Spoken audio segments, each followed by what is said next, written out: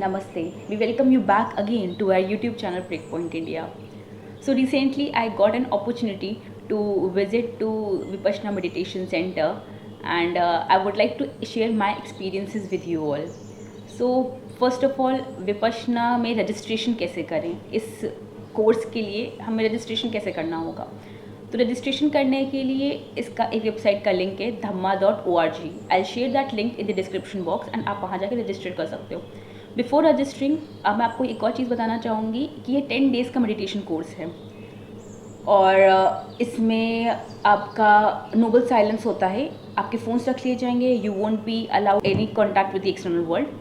Apart from that आपको किसी से कुछ बात नहीं करनी है, आपको कोई भी ऐसी चीज़ें नहीं पहननी है जैसे रुद्राक्ष हो गया, कोई भी स्टोन हो गया जो आप पहनते हो, वो सब कुछ नहीं पहनना होगा। आपका एवरीथिंग विल बी सबमिटेड और वो मतलब सेफली एक लॉकर पे सबमिट हो जाएगा। वहाँ पे ये चीज़ सिखाएगी कि आपको अटैचमेंट्स नहीं रखनी है। जो भी चीज़ें हैं, कोई भी छोटी छोटी चीज़ें होती है तो हम अटैच हो जाते हैं, तो उससे अटैच नहीं होना है। तो दैट्स वाई वो लोग हमसे ये सब चीज़ें हटवाते हैं। आफ्टर दैट 10 डेज़ का ये कोर्स है और इसमें पूरा नोबल साइलेंस रखना होता है। मतलब हम किसी से कुछ बात नहीं कर सकते, ना ही हम इशारों में बात कर सकते हैं, ना ही हम किसी भी एक्शन से कोई भी बात कर सकते हैं। और हमें कोई भी ऐसी चीज़ नहीं करनी होती जिससे बाकी लोगों की ध्यान में कोई दिक्कत आए। तो ये भी चीज़ का हमें बहुत अच्छे से ध्यान रखना होता है। इसके अलावा हमें एक और चीज़ का ध्यान रखना होता है, वो ये है कि हम कोई ऐसी चीज़ ना लगाए जैसे परफ्यूम हो गया, कोई भी ऐसी फ्रैग्रेंस की चीज़ें ना लगाए जिससे और लोगों को प्रॉब्लम हो। इसके बाद अगर आपको कोई भी प्रॉब्लम होती है तो वहाँ पे सेविकाएँ होती हैं। तो फॉर मेल इट्स कॉल्ड सेवक एंड फॉर फीमेल्स इट्स सेविका। तो सेविका एक वॉलंटियर एक्टिविटी, तो आप 10 डेज़ के लिए जाते हो, आप वहाँ पे सर्व करते हो और अगर आपको कोई भी प्रॉब्लम होती है तो आप सेविका से बोल सकते हो, लेकिन वो भी धीरे आवाज़ में, आपको बहुत तेज़ आवाज़ में नहीं बात करनी है। अगर आपको कोई भी प्रॉब्लम है तो आप उनसे शेयर कर सकते हो। तो और अगर आपको कोई भी जैसे कोर्स से रिलेटेड कोई भी प्रॉब्लम है जैसे, तो आप वो टीचर से भी शेयर कर सकते हो। वहाँ पे टीचर्स होती हैं तो वहाँ पे एक डेडिकेटेड टाइम होता है, तो उसका भी शेड्यूल होता है। ऐसा शेड्यूल दिखता है, शेड्यूल ऐसा होता है। तो ये जो कार्ड था, जब मैं फर्स्ट डे गई थी उस सेंटर पे विज़िट करा था, मैंने खुशीनगर मेरा सेंटर पड़ा था। तो जब मैं पहले दिन सेंटर पे गई तो वहाँ पे हम मेरे सारे फॉर्म्स फिल करवाए और उसके बाद मुझे ये कार्ड दिया और इसमें पूरा सब कुछ मेंशन्ड है कि क्या क्या कब कब होता है। तो मैं आपको पढ़ के सुनाती हूँ। 4 बजे हमें सुबह उठना होता है, जिसमें कोई भी नहीं सो सकता है। आपको 4 बजे उठना है और आप फ्रेशन अप हो, सब कुछ आप फ्रेशन अप होके आपको 4:30 तक आपको धम्मा हॉल में जाना होता था। तो धम्मा हॉल इज़ बहुत बड़ा सा हॉल होता है जहाँ पे आपको मेडिटेशन, आपके लिए एक particular seat first day allot कर दी जाती है। आपको उसी सीट पे मेडिटेशन करना होता है। और एक और चीज़ होती है कि आपका ना वो एक ऐसा कुछ गद्दा टाइप का होता है, छोटा सा, है ना, और उस पर आपको कोई बैक सपोर्ट नहीं होता है। तो स्टार्टिंग के दिनों में तो मुझे बहुत प्रॉब्लम हुई थी, बट उसके बाद धीरे धीरे करके काफ़ी ज़्यादा हैबिचुअल हो गए थे। तो बहुत लोग थे जिनके बैक में प्रॉब्लम है ना, तो वो लोग भी काफ़ी हद तक वो रिकवर करेंगे इस प्रॉब्लम से। So I found out it very beneficial for my back problem. तो अभी मतलब इतना मुझे दिक्कत होती थी तो नेग्लिजिबल हो गया है अब काफ़ी प्रॉब्लम। इसके अलावा हाँ, एक और मोस्ट इम्पॉर्टेंट चीज़, अगर आप कोई भी दवाई खाते हो, आपको कोई भी प्रॉब्लम है, आप कोई भी मेडिसिन लेते हो, तो आपको वो चीज़ वहाँ पे बतानी होगी। आपको कोई भी दवाई खानी पड़ रही है उसके, तो आपको उसकी परमिशन टीचर से लेनी पड़ेगी। बिना टीचर की परमिशन के हमें कुछ ऐसी चीज़ें नहीं करनी है जिससे हमें प्रॉब्लम हो या दूसरों को प्रॉब्लम हो। इसके अलावा एक और चीज़, जो मेजर चीज़ जो है, जो लोग के मन में बहुत सारा क्वेश्चन आता है, वो ये आता है कि मेल और फीमेल साथ में रहते हैं या फिर क्या होता है। तो first of all I would like to clear your this doubt कि मेल और फीमेल के क्वार्टर्स अलग अलग होते हैं। हम उनके क्वार्टर में नहीं जा सकते, वो हमारे क्वार्टर्स में नहीं आ सकते हैं। फीमेल क्वार्टर्स में फीमेल डाइनिंग हॉल भी एकदम अलग होता है, मेल डाइनिंग हॉल भी अलग होता है। इवन जब हम धम्मा हॉल में बैठते हैं तो सब लोग साथ में गैदरिंग होती है सबकी, बट उसके अलावा भी आपका गैप होता है जिसमें एक साइड फीमेल्स बैठती, एक साइड मेल बैठते हैं। एंड वहाँ पे भी आपको ऐसे इंट्रैक्शन नहीं करना है किसी से भी। कोई भी ऐसा मिसकंडक्ट अगर आपने किया तो आप वहाँ से निकाल दिए जाओगे।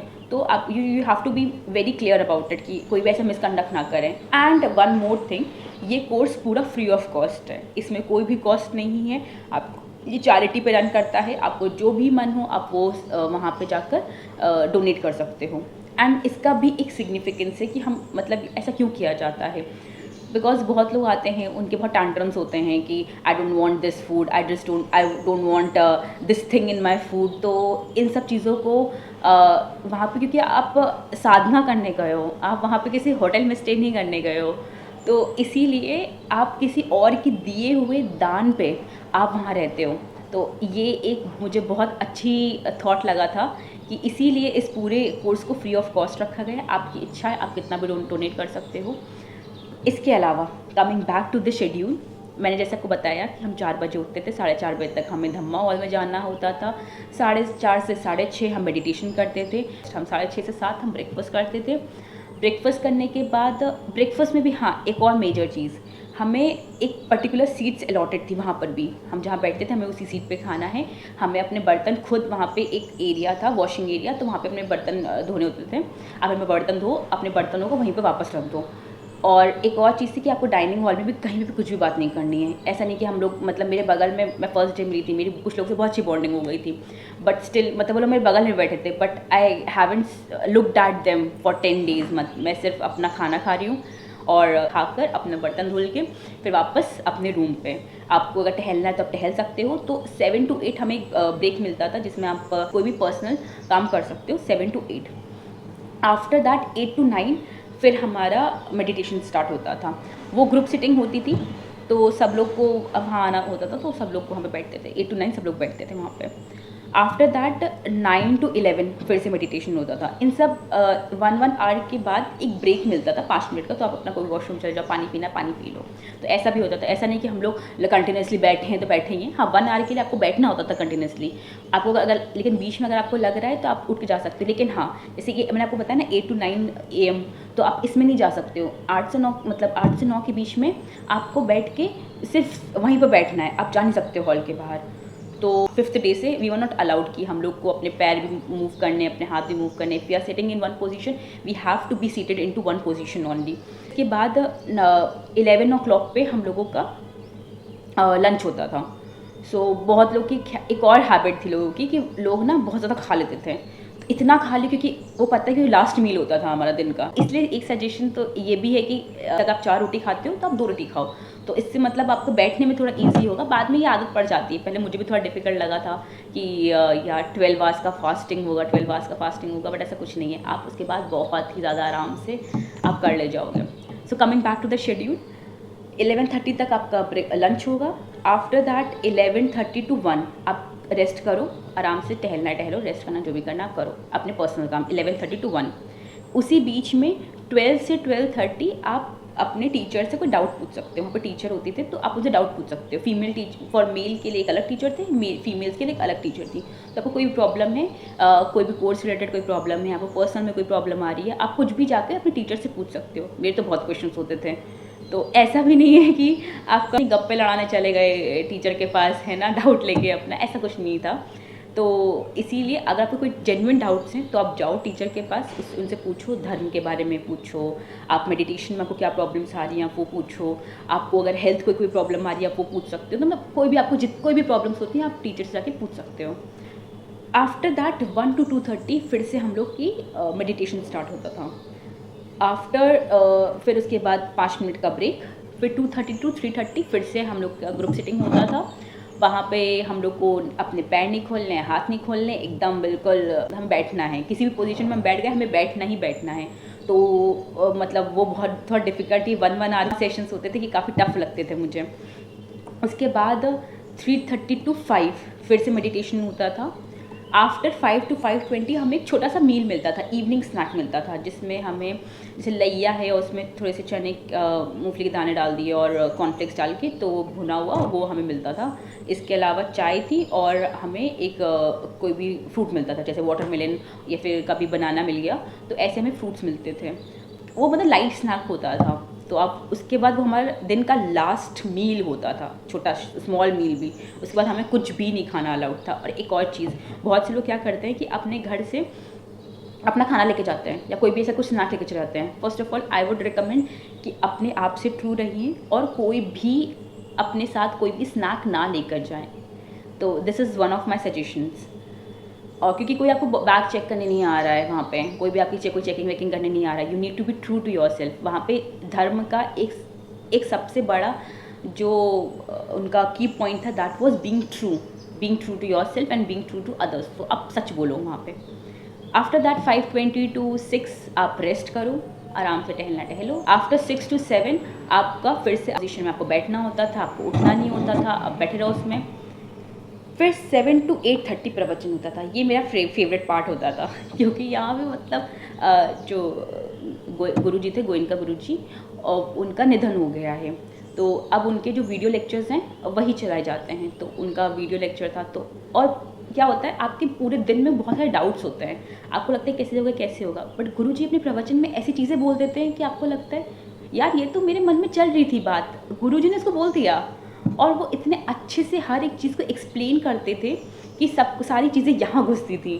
बहुत ज़्यादा बॉन्डेज कर लेते हैं अपने रिलीजन के साथ। तो पूरे इस कोर्स में गुरुजी ने यही चीज़ समझाई है कि हमें बॉन्डेजेस नहीं रखने अपने रिलीजन के साथ। आपको पहले चीज़ों को समझना है until unless you don't feel it. अगर आपके अंदर आपने उसको एक्सपीरियंस नहीं किया है, जब तक कि आप एक्सपीरियंस नहीं करोगे आप उसको ये चीज़ नहीं, आप किसी को फॉलो नहीं कर सकते हो किसी चीज़ को। तो वो काफ़ी अच्छी चीज़ों को एग्जांपल्स दे के अच्छे एग्जांपल्स दे के वो बताते थे अपनी सारी चीज़ों को कि धर्म क्या होता है। और बताते थे कि हमें कर्म को पहले रखना है, हमें अपने एक्शंस, हमें रिएक्ट नहीं करना है। हम क्या करते हैं, हम पहले रिएक्ट कर देते हैं। तो हमें हर चीज़ पर रिएक्ट नहीं करना है, हमें एक्ट करना है। तो वही सब चीज़ें पूरी विपश्यना में भी हमें यही चीज़ सिखाई जाती है। जैसे इसमें भी आपका क्या होता है, पहले तो आपको 3 दिन आना पान करवाया जाता है, जिसमें हम इतना ये जो ट्रायंगुलर एरिया है हम इसमें पूरा देखते हैं कि क्या हमारी जो भी ब्रीदिंग आ रही है तो उसका क्या इम्पैक्ट पड़ रहा है। तो इस ट्रायंगुलर एरिया में हम देखते हैं। फिर देखते हैं कि हमारी बॉडी मतलब हमारे इस ट्रायंगुलर एरिया में क्या क्या सेंसेशंस हो रहे हैं। तो सांस कहाँ से जा रही है, कहाँ से आ रही है, कहाँ पर हिट कर रही है, कौन से अपर लिप को हिट कर रही है, अपर लिप और ये जो नॉस्ट्रल्स के बीच का एरिया है यहाँ पे कहाँ हिट कर रही है। तो ये पूरा 3 दिन हमें आनापान सिखाते हैं। उसके बाद फिर उसी बीच में 3 दिन में ही वो जगह कम कर देते हैं। वो कहते हैं अब तुम सिर्फ इसी छोटे ट्रायंगुलर एरिया में फोकस करो। अब सिर्फ हम जो नॉस्ट्रल्स का जो ये जो एंट्रेंस है हम यहाँ पर सिर्फ देखेंगे कि यहाँ पर क्या हो रहा है। और ये जो बीच का एरिया है, ये लिप्स का जो अपर एरिया, हम सिर्फ इस एरिया में देखेंगे। तो एरिया कम कर देते हैं। अब हमारा फोकस और भी ज़्यादा हमें और फोकस करना पड़ता है कि यहाँ पे क्या फील हो रहा है, क्या सेंसेशन हो रही है। And we don't have to react. जैसे अब क्या होता है, कभी कभी आप जब बैठे रहते हो तो आपको कुछ इचिंग होती है, तब उस पर रिएक्ट करना चालू कर दो। तो you don't have to react to it, आपको सिर्फ उसको महसूस करना है। आपको करना है अच्छा ओके चीज़ हो रही है। तो ये चीज़ बताइए कि that everything that starts has to end. भले ही वो आपकी खुशियाँ हो या आपके दुख हों, हर चीज़ एंड होगी। So everything has to end. तो ये चीज़ अच्छे से समझाई गुरु जी ने कि हर चीज़ एंड होती है। और ये आप खुद फील भी करोगे। सिर्फ ये नहीं कि वो सिर्फ अपने प्रवचन में बता रहे हैं आप सुन रहे हो, ऐसा कुछ नहीं है। आप उसको फील भी करोगे उन सब चीज़ों को। और हर एक चीज़ का ना प्रैक्टिकल एस्पेक्ट है। मतलब इट्स लाइक कि हम पहले चीज़ों को पढ़ते हैं, हम देखते हैं चीज़ों को, फिर हम अंदर से फील करते हैं चीज़ों को। तो बहुत अच्छी लगी थी कि हम वहाँ पे एक्सपीरियंसेस को देखते हैं। हम किसी भी चीज़ को ऐसे ब्लाइंडली फॉलो नहीं कर रहे हैं। किसी भी भगवान का नाम लेने से कुछ नहीं होता है, हमें उनकी क्वालिटीज़ को इम्बाइब करना चाहिए। तो उन्होंने काफ़ी एग्जांपल्स दिए कि मतलब जीसस क्राइस्ट का भी एग्जांपल दिया कि उनके अंदर क्या क्वालिटीज़ हैं। फिर उन्होंने इसी तरह से कृष्ण जी के बारे में दिया, और इसी तरह से उन्होंने मोहम्मद जी के बारे में दिया। इसी तरह से उन्होंने हमारे जितने भी अलग अलग हमारे गॉड हैं, गॉड और गॉडेसेस, सबके बारे में उन्होंने एग्जांपल्स दिए। तो उन्होंने बताया कि उनकी क्वालिटीज़ हम अगर नहीं इम्बाइब कर रहे हैं, सिर्फ नाम लेने से कुछ नहीं होगा, हमें उनकी क्वालिटीज़ इम्बाइब करनी। So this is one thing that I really liked about this whole Vipassana thing. इसके बाद हमारा जैसे मैंने बताया आपको कि हमारा 8:30 बजे तक प्रवचन होता था, फिर 5 मिनट्स का ब्रेक हुआ, फिर हमारा 8:30 से 9 फिर हमारा होता था एक छोटा सा मेडिटेशन। फिर 9 बजे आपको कोई भी अगर डाउट है तो आप मैम से पूछ सकते हो, वरना आप सोने जाओ। तो फिर 9 बजे सब सोने चले जाते थे।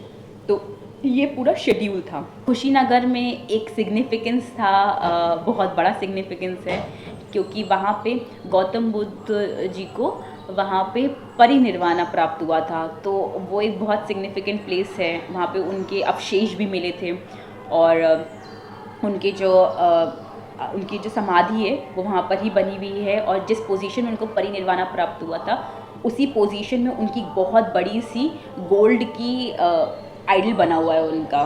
मैंने आपको विपश्यना के बारे में बताया, इसलिए आपको विपश्यना नहीं करना है। आपको विपश्यना इसलिए करना है क्योंकि आपको खुद फ़ील करना है। तो जब तक कि आप खुद नहीं फ़ील करोगे तो आप ये नहीं बता सकते हो कि वो कैसा है, क्या है, हम कमेंट नहीं कर सकते हैं उसके ऊपर। तो पहले आप खुद इस्तेमाल करें, फिर विश्वास करें।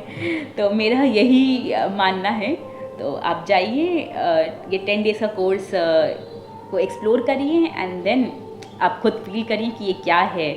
तो मेरे बताने से तो कुछ नहीं होगा, आपको खुद फ़ील करना पड़ेगा।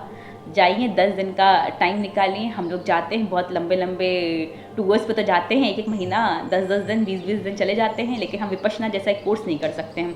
10 दिन निकालिए अपने लाइफ के और जाइए, इस कोर्स को देखिए, इस अपने आप को जानिए। 10 दिन आउटसाइड जो पूरा वर्ल्ड है उससे डिस्कनेक्ट होकर देखिए, आपको एक अलग सा एहसास होगा। इसके अलावा मैंने अपने जो बैचमेट्स थे उनका कुछ रिव्यूज़ लिए, so I will be sharing their reviews as well कि उनका क्या एक्सपीरियंस रहा था। एंड देखते हैं, चलिए उनका रिव्यूज़ देख लेते हैं। नमस्ते, आज हमारे साथ डॉक्टर जया गुप्ता जी हैं। ये भी मेरी विपाशना की एक बैचमेट्स थी। एंड मैं मैम से जानना चाहूँगी कि आपका एक्सपीरियंस कैसा था और आपको कहाँ से पता चला था इसके बारे में, और आपको अंदर से कैसा फील हो रहा है, और आप कुछ बताना चाहेंगे हमारे व्यूअर्स को इस पूरे विपश्यना कोर्स के बारे में कि क्या है ये चीज़। मैं जो स्कूल में किताबों में गौतम बुद्ध के बारे में पढ़ती थी, तो बचपन से ही मुझे बड़ी क्यूरियोसिटी रहती थी कि ये तो बड़ी गौतम बुद्ध की फिलॉसफी तो बहुत ही सही है, बहुत ही सही है, लेकिन बस वो अपॉर्चुनिटी कभी नहीं मिली कि कुछ करना, विपश्यना का कोर्स कर पाऊँ।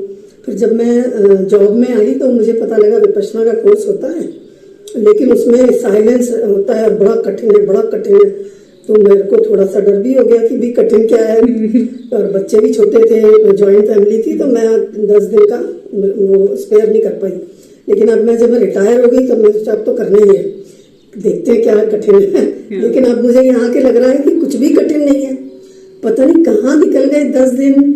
मोबाइल भी ले लेते हैं, बहुत बढ़िया करते हैं, चुप रहना पड़ता है, बहुत बढ़िया करते हैं, और मतलब मुझे अपने आप को जानने का मौका मिला। नहीं तो सिवाय दुनियादारी के कोई बात ही नहीं होती थी। अब मुझे अपने साथ रहने का मौका मिला और मुझे बड़ा अच्छा लग रहा है। और मतलब इससे एक ब्रेक थ्रू मिला कि अपने आप को जानने के लिए कैसे आप टाइम दें, साधना करें और अपने आप को जानें। और इट्स ए लॉन्ग प्रोसेस, एक कोर्स में सब कुछ नहीं होता है। Now I will continue my sadhana. अच्छा आंटी, सॉरी, एक्चुअली मुझे एक और आपसे क्वेश्चन पूछना था। हमारे बहुत सारे व्यूअर्स ऐसा सोचते हैं कि विपश्यना का मतलब है कि हम संन्यास लेने जा रहे हैं, बल्कि मुझे आप मतलब बताना चाहिए जैसे गृहस्थ जीवन में भी हम कैसे अपनी विपश्यना कर सकते हैं और कैसे लाभदायक होती है ये। हाँ, बिल्कुल कर सकते हैं। विपश्यना का मतलब होता है देखना, और विपश्यना मतलब विशेष रूप से देखना, और विपश्यना का मतलब है कि अपने अंदर देखना।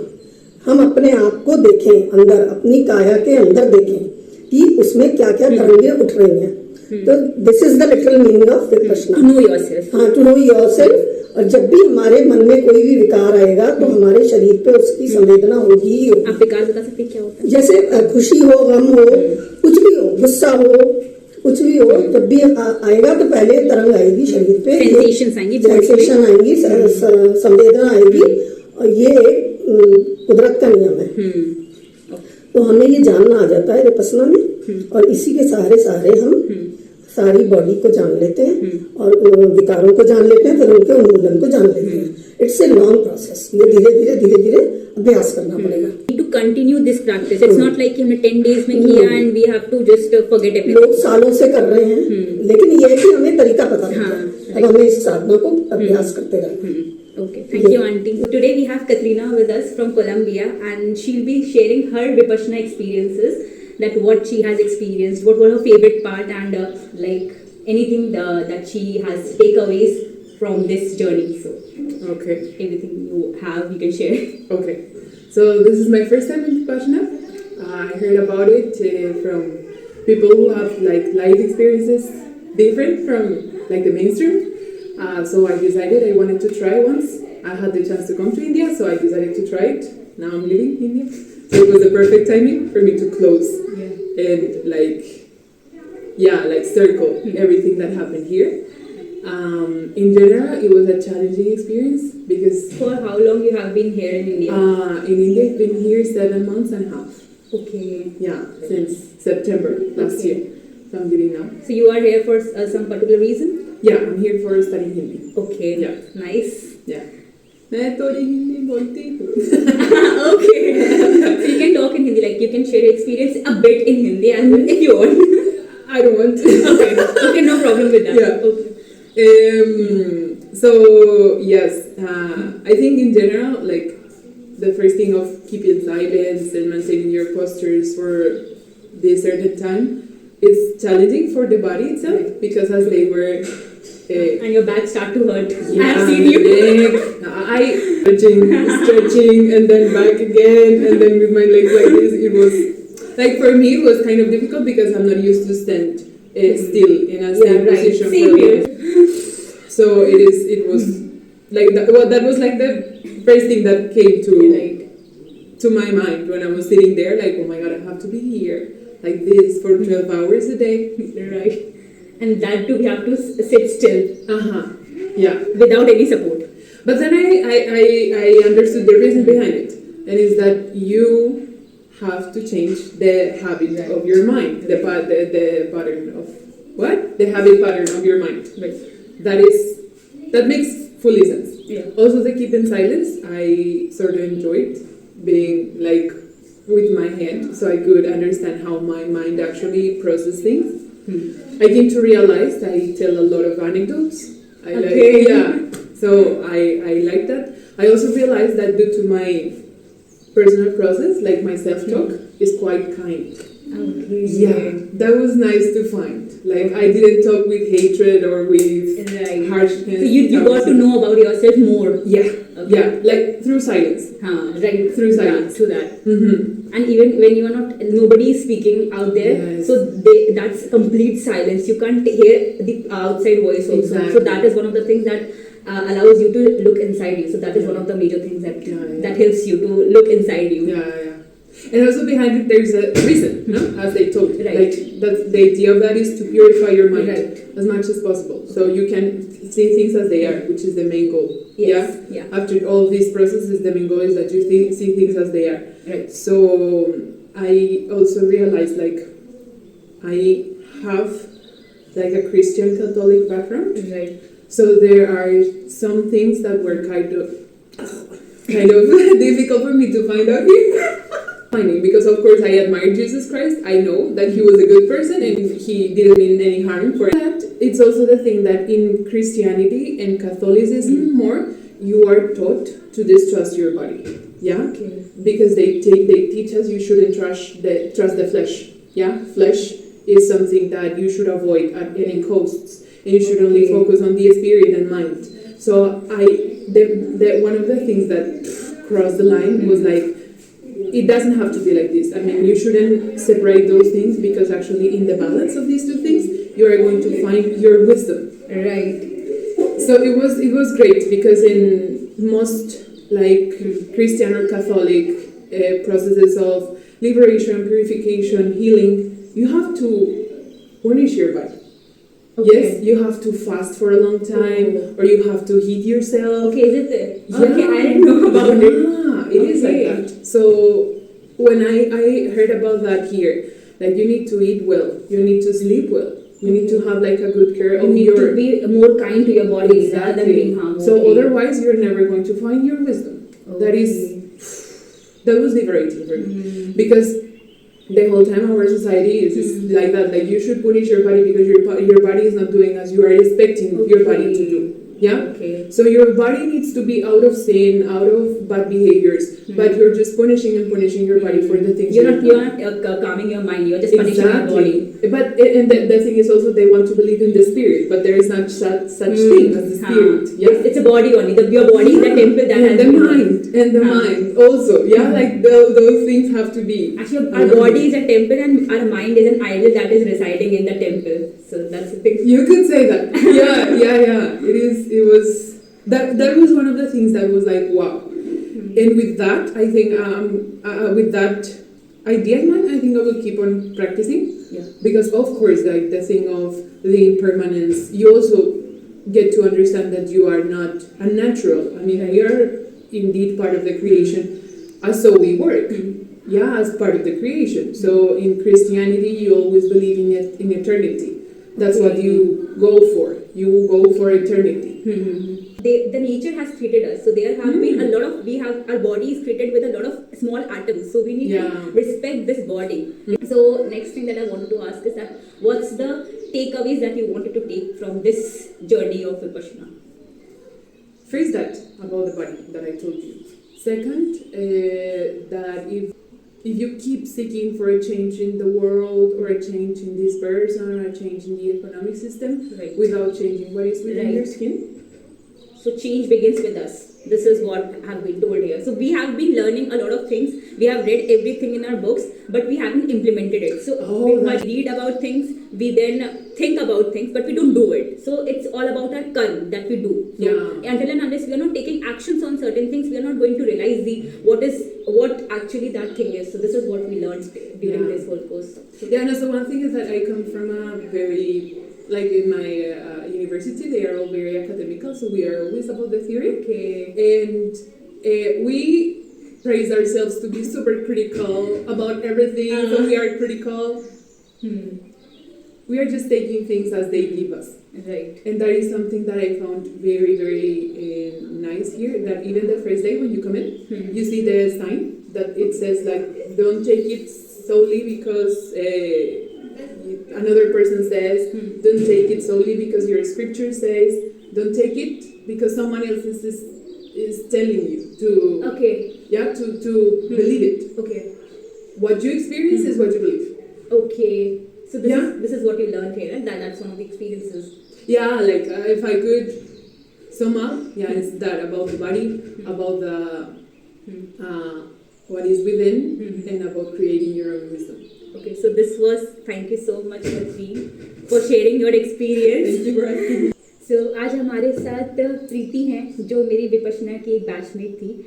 So प्रीति, आप अपना एक्सपीरियंस शेयर करना चाहोगे हमारे व्यूअर्स के साथ कि आपका विपश्यना का एक्सपीरियंस कैसा था और आप क्या टेक अवेज है जो आप अपने साथ लेके जाना चाहते हो, और क्या आपको मतलब कोई ऐसा एनलाइटिंग मोमेंट होता है ना हमारी लाइफ में जब हम 10 डेज एकदम कंप्लीट साइलेंस में रहते हैं, तो इस 10 डेज में एक कोई ऐसा एनलाइटिंग मोमेंट हुआ हो जहाँ को लगा हो कि यार समथिंग हिट मी हार्ड, तो आप शेयर करना चाहोगे? बिल्कुल.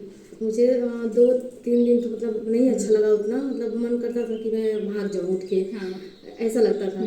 फिर तीसरे दिन मतलब चौथे दिन मुझे ऐसा लगा, मतलब बहुत अंदर से ऐसी फीलिंग आई कि लग रहा था कि मतलब मुझे बहुत अच्छा लगा उस दिन. तो मैं अंदर से भी मैं बहुत रोने लगी उस दिन, बहुत ज्यादा अच्छा. सबने सुना था वो. यहाँ पे ऐसा कुछ होता है कि जो भी अंदर मतलब लोग कहते हैं क्या, मैंने मतलब ये रियलाइज किया कि मेरे अंदर से वो चीजें निकल गई जो भी मन में था. मतलब मुझे बहुत अच्छा लगा उस दिन से, मतलब बहुत ज्यादा मेरा मन लगने लगा, फिर अच्छा लगने लगा बहुत. आई रिमेम्बर प्रीति मेरी रूममेट थी, तो रात मतलब हम लोग जाती थी मेरे से. एक दिन हुआ था ना, मतलब एक दिन I think 4th or 5th day था, मतलब प्रीति को थोड़ी सी उलझन हो रही थी, तो मैं रात में मतलब even I wasn't feeling good enough, मतलब मैं सोने का ट्राई कर रही थी और प्रीति ने मेरे बस अंगूठे पे मतलब मुझे उठाने के लिए शी टच्ड मी, है ना, और जैसे उसने अंगूठे पे टच किया मैं चिल्ला के उठी और फिर मैं भाग के बाहर गई. मतलब सेविका मैम थी, मैं उनके पास गई और मैंने उनसे बोला कि मैं बहुत डर लग रहा, मेरे पूरे पैर शिवर कर रहे थे और मेरे आंखों से एकदम आंसू निकल रहे थे. एंड देन फिर प्रीति ऐसे पूछती है मेरे से, तुम्हें डर लग रहा है? एंड आई वाज लाइक, मैं और डर गई. मतलब इसके साथ मेरा सबसे बेस्ट एक्सपीरियंस था, and she has been one of the loving roommate. मतलब भाई मैं सुबह उठी, मैंने अपना टाल देखा, मैंने कहा टाल का धुलने के लिए रखा था एंड बंदी ने धुल के डाल दिया बाहर टाल. लास्ट डे हम लोग मिले, फिर बात की. आपको कैसा लग रहा है अभी कैसा लग रहा है? बहुत अच्छा लग रहा है. मैं घर पे जाऊंगी तो सबको बताऊंगी कि आके वो लोग भी करें. मतलब आप ये विद्या सब चाहोगे कि सबको मिले, है ना? तो it's not like that you want to be selfish and keep it to you. So this is what this Vipassana is. We are not supposed to keep everything to us. We believe in giving. So that's, we learned the art of giving, the art of knowing ourselves. So I think that you might have known yourself better. अच्छे से जाना आपने अपने आप को. आपको पता चल गया अपने अंदर पूरा एकदम टाल लिया अपने आप को ना, अच्छे से टाल लिया. ठीक। बहुत अच्छा लग रहा है, बहुत अच्छी फीलिंग है। आपको खाना कैसा लगा था यहाँ का? बहुत अच्छा। और खाने में आपको कहीं पे भी कुछ प्याज लहसुन कुछ ऐसा कुछ भी नहीं था ना? नहीं। सात्विक खाना बोलते हैं जिसको, बहुत अच्छा। नॉर्मल हमें सात्विक खाना मिलता था। तो प्रीति, हमें ये पूछना था आपसे कि आप अगला शिविर करना चाहेंगी और आप कैसा कनेक्टेड फील कर रही हैं अभी इस टाइम पे? बहुत अच्छा लग रहा है मुझे। अगला करना भी है, 3 महीने बाद मैं करना अच्छा, चाहूँगी। 3 महीने बाद करना चाहेंगी आप? तो ये तो कंटिन्यू करना है मुझे, सुबह जैसे बताया है, हाँ। सुबह शाम 1 घंटे, उसके बाद से मैं 3 महीने बाद फिर करना चाहूँगी। नाइस। बट इस बार दूसरा रूममेट लेना, रूममेट ही मत लेना। So Priyanka, we wanted to know that what is your overall experience, how did you came to know about this course, how was everything for you from day 1 till now, how has been your experience and how are you feeling? So anything you want to share with us? या बिल्कुल। सबसे पहले तो मैं ये बताऊंगी कि जब मैं पहले दिन यहाँ पे आई थी तो मुझे बहुत ही एक अजीब टाइप की फीलिंग थी कि मैं समझ नहीं पा रही थी कि क्या करना है क्या नहीं करना है, उतना कुछ नॉलेज नहीं था इसके बारे में। फिर जैसे ही पहले दिन से हमारी सारी चीज़ें स्टार्ट हुई, स्केड्यूल एक बना के आपको ऐसे ऐसे रूटीन फॉलो करना है, और जब हम धम्मा हॉल में गए पहली बार जहाँ पे मेडिटेशन किया जाता है, वहाँ पे जाने पे एक पॉजिटिव सी वाइब फील हुई। और जब हम ध्यान करते हैं और कनेक्ट करते हैं अपनी सांसों को आनापाना के माध्यम से, तो हम खुद को जान पाते हैं, क्योंकि इतना बिजी स्केड्यूल होता है हमारा घर पे या फिर ऑफिस टाइम पे या कहीं पे भी, तो हमें खुद के लिए टाइम नहीं होता, हम खुद को नहीं जान पाते, हम सारी चीज़ों के बारे में तो पता कर लेते हैं। यहाँ पे आके सबसे पहले तो अपने बारे में पता चला कि हम हैं क्या, और अपने आप से मिलने का टाइम मिला। और उस टाइम जब वो पूरा दिन सेशन करने के बाद से मैंने फील किया कि क्या मतलब मैं हूँ, और मुझे मेरी जो पॉजिटिव वाइब्स हैं, मेरी जो एनर्जी है, वो मैं कहाँ पे ऐसे ही वेस्ट कर रही हूँ। तो उस दिन से लेके डे बाय डे मेरे, अगर मैं अपनी मेंटल कंडीशन की बात करूँ या मेरे अपने फीलिंग की बात करूँ, चीज़ों को मैंने एकदम पॉइंट वाइज मैंने समझना स्टार्ट कर दिया। क्योंकि कभी कभी क्या होता है कि हम सिर्फ बारी चीज़ों को देखते हैं कि हाँ चलो ये ऐसा है, और हम वैसे ही मान लेते हैं। पर उसमें हमने सुना और समझा कि जो है उसको हम वैसे ही देखें, राइट, सबसे बड़ी चीज़ है वो। अच्छा Priyanka, we wanted to ask one more thing, like आपको, जैसे हम लोग में गुरुजी के प्रवचन, शाम में हम लोग के गुरुजी के प्रवचन होते थे, तो आपको उन प्रवचन में से मतलब कुछ होता है कि सबसे बेस्ट पार्ट जो कि आप अपने साथ लेके जाना चाहोगे, तो what was that one thing that you want to take with you for life? 2 lines है जो मैं बताना चाहूँगी। जितना गहरा राग है उतना गहरा द्वेष, राइट, और जितना गहरा द्वेष है उतना गहरा क्लेश, राइट। यहाँ पे राग का मतलब लोभ से है, लालच से है, ग्रीड से है। जब हम अपनी चीज को इतनी ज्यादा वैल्यू देने लग जाते हैं, हमारे पास वो चीज है, उसके बाद भी हम उसको इतनी वैल्यू दे रहे हैं कि अगर हल्का सा भी उसमें कुछ डिफेक्ट आता है तो हम पूरे के पूरे तरीके से अपने मन को पूरा डिस्टर्ब कर देते हैं, और जो हमारे पास है उसको हम रखते नहीं हैं। और थोड़ा सा भी वो किसी और के पास चला जाए तो उसके लिए हम इतना ज्यादा डिस्टर्ब हो जाते हैं कि हमें लगता ही नहीं कि हम हैं क्या, हम अपने आप को भूल जाते हैं। मेन चीज वो है।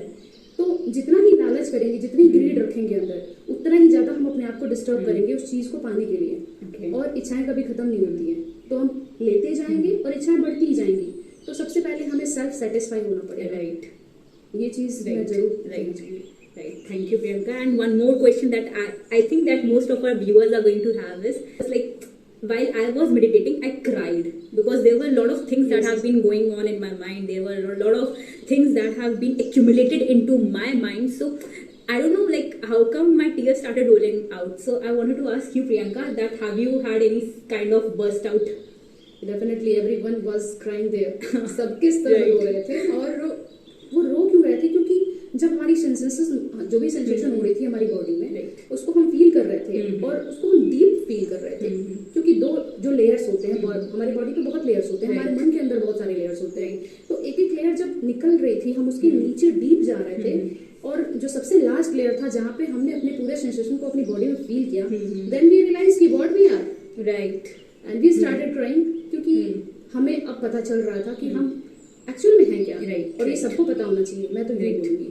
After the commencement of this course, मैं अपनी ही एक बैचमेट थी, वो लोकलाइट थी वहाँ कुशीनगर की, तो उन्होंने मुझे पूरा एक्सप्लोर करवाया कि परिनिर्वाणा टेम्पल हम लोग ने देखा, फिर हमने बुद्धा जी की जहाँ क्रेमेशन हुआ था वो स्तूप देखा, उसके अलावा हमने देखा परिनिर्वाणा एक स्तूप था, वो भी मैंने देखा, तो काफ़ी अच्छा एक्सपीरियंस रहा है मेरा।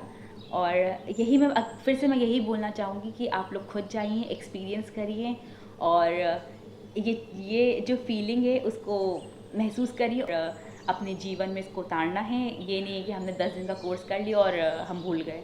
तो ये चीज़ भी वहाँ पर सिखाई गई थी कि हम 10 दिन अगर हमने कोर्स किया है तो उसका अपने लाइफ में उसको इम्प्लीमेंट करना है और उसको प्रैक्टिस करनी। कि आपने तो वहाँ 10 डेज़ में आपने वो एक जैसे होता है ना कि हमने एक डिग्री ली है वहाँ पे 10 डेज़ में, लेकिन जब तक कि हम उसका एक्सपीरियंस नहीं लेंगे तब तक कि उस डिग्री की कोई वैल्यू नहीं होगी। तो वही है, आपने 10 डेज़ आपने कोई चीज़ सीखी, अब आपको उसको इम्प्लीमेंट करना है। तो आप अपने रोज़ का 2 घंटा निकालिए, मेडिटेशन करिए और मेडिटेशन में राइट मेडिटेशन करिए।